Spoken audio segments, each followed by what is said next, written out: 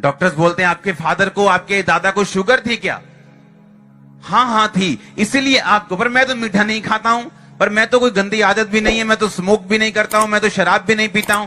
नहीं, ये आपके लीनेज, आपके जनरेशन से ये प्रॉब्लम्स आपको आ रही।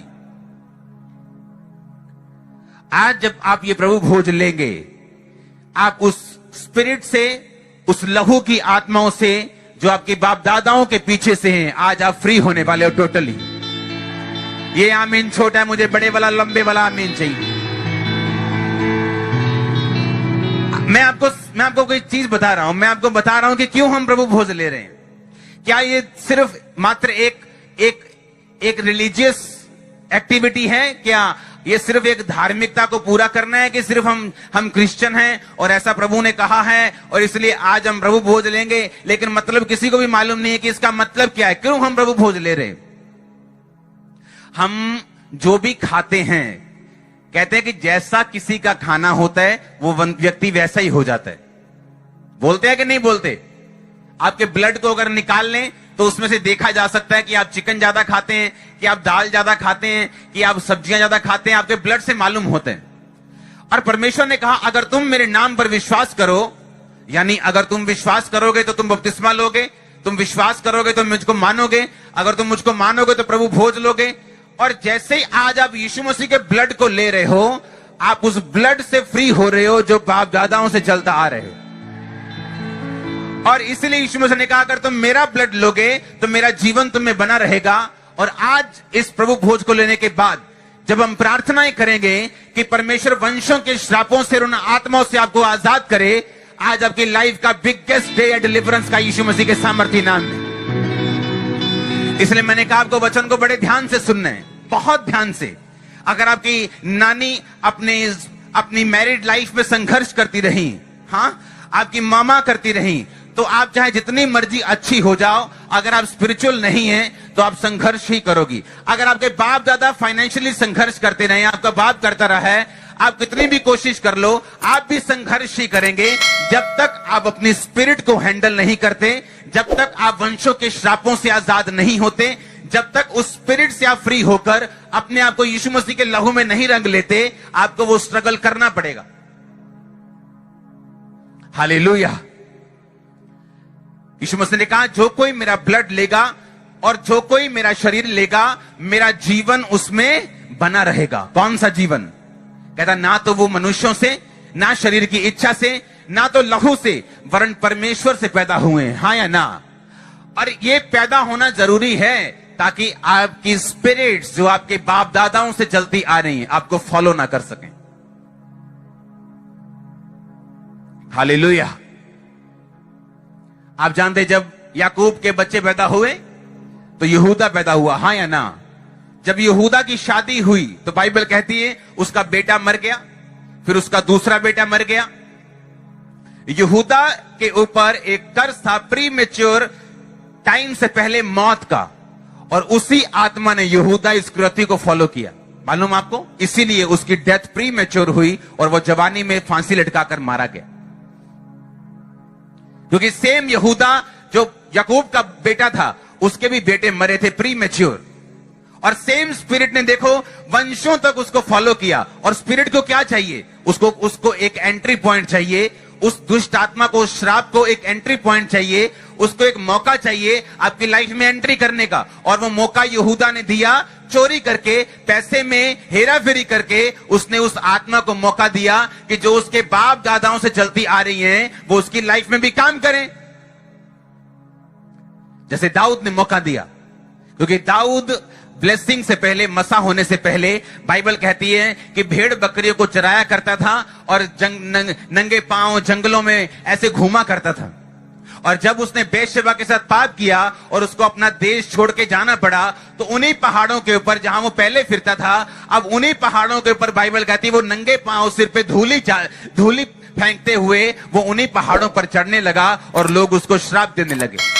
वो सेम स्पिरिट ने उस पर अटैक किया और दाऊद वहीं पहुंच गया जहां उसने शुरुआत की थी।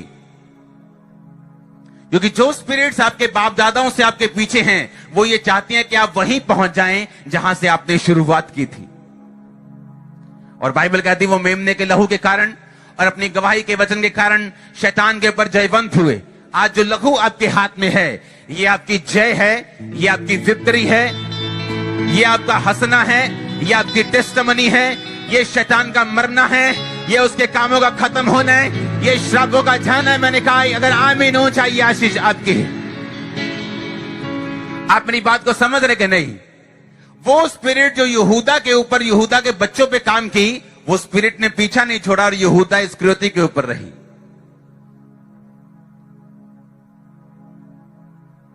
और वही स्पिरिट यीशु मसीह के पीछे थी, क्योंकि वो भी यहूदा से था, पर वो परमेश्वर के संग था, इसलिए वो जी उठा। आप जी उठेंगे आज। मैंने कहा आप जी उठेंगे आज। सारी स्पिरिट्स कैंसल यीशु मसीह के सामर्थ्य नाम में। आमीन हो जा तो ये आशीष आपके। मैंने कहा मेरे ख्याल से आज आपको प्रभु भोज की अहमियत समझ आ रही है, क्योंकि जैसे ही आपके मुंह में ये ब्लड जाएगा, ये जूस जाएगा, ये बदन जाएगा, जो रोटी आपके हाथ में, जिसे हम बोलते हैं कि ये परमेश्वर का शरीर है, आप इस बात को अंगीकार कर रहे हैं कि मैं अपने लहू से, बाप दादाओं के वंशों से, श्रापों से आज मैं आजाद होता हूं और यीशु मसीह के जीवन को मैं ग्रहण करता हूं। आज से यीशु मसीह का जीवन मुझ में होगा और मैं डिस्कनेक्ट हूं अपनी उन आत्माओं से यीशु मसीह के नाम में।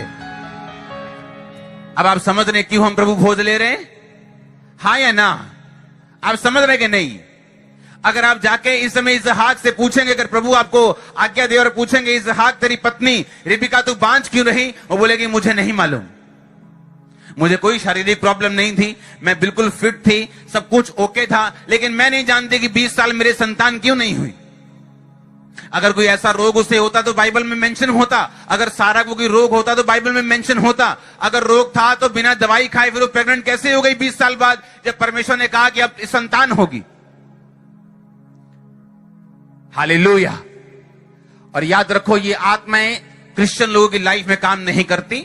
ये तभी काम करती हैं अगर हम इन्हें पाप में जाकर काम करने का मौका दें, या हम प्रेयरलेस हों, या हम प्रार्थना से रहित हों और हमें यह मालूम ना हो कि जिस संघर्ष को हम कर रहे हैं ये हमारी गलती की वजह से नहीं, वरन उन आत्माओं की वजह से है जो हमारे परिवारों में चलती आ रही। हालेलुया। एक पास्टर ने मिनिस्ट्री को स्टार्ट किया, मिनिस्ट्री स्टार्ट हुई, लेकिन मिनिस्ट्री ग्रो नहीं हुई। वहां से लोग जाकर ग्रो हो गए, बड़ी बड़ी चर्चेस बन गई उन वहां से जाके, लेकिन वो खुद कभी भी ग्रो नहीं हुआ। और एक दिन उसके स्पिरिचुअल सन ने उसको किसी दुकान में देखा और कहा, ओ आप यहां पे क्या कर रहे हैं? उसने कहा आप मेरी चर्च में आए, मैंने लोगों को बहुत बार बताया कि मेरे ऐसे स्पिरिचुअल फादर है, तो आप मेरी चर्च में आओ एक बार। और जब वो चर्च में गया और जब उसने चर्च में जाके प्रीच किया, जब डेमोन्स्ट्रेशन किया, लोग हिल गए, आत्मा उतरा, लंगड़े चले, सब कुछ हुआ। लेकिन उसके बाद स्पिरिचुअल सन ने उसको पूछा, उसने कहा इतना ग्रेट अनॉइंटिंग आपके अंदर है, इतना मसा आपके अंदर है और परमेश्वर कैसे काम कर रहा है, लेकिन वो ग्रोथ क्यों नहीं हुई? ये क्वेश्चन पूछकर दोनों परमेश्वर की मर्जी को छोड़ के सो गए। और जब रात को उसके सन को एक विजन आया कि उसके स्पिरिचुअल फादर के पास एक कछुआ है,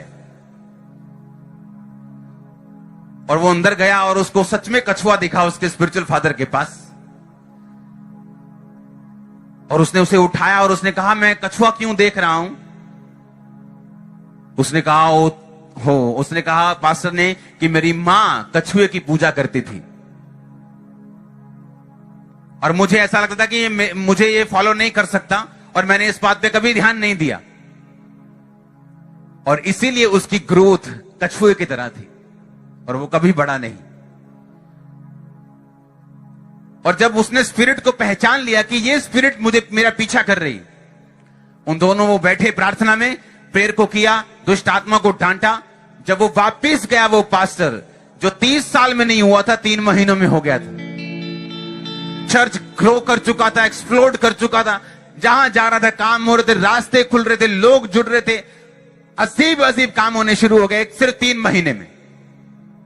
जब स्पिरिट को हैंडल किया, लोग सोचते जैसे यीशु मसीह को मान लिया अपने आप सब कुछ हो जाएगा, यीशु मसीह को मान लिया अपने आप सब कुछ ठीक हो जाएगा। अपने आप कुछ भी ठीक नहीं होगा।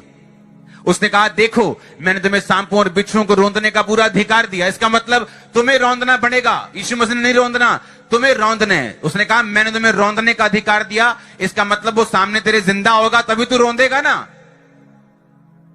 किसी वस्तु से तुम्हें कुछ भी हानि ना होगी, इसका मतलब वो हानि करने का कोशिश करेगा, यत्न करेगा, लेकिन परमेश्वर ने कहा मैं तुम्हें सांपों और बिच्छुओं को रौंदने का अधिकार देता हूं।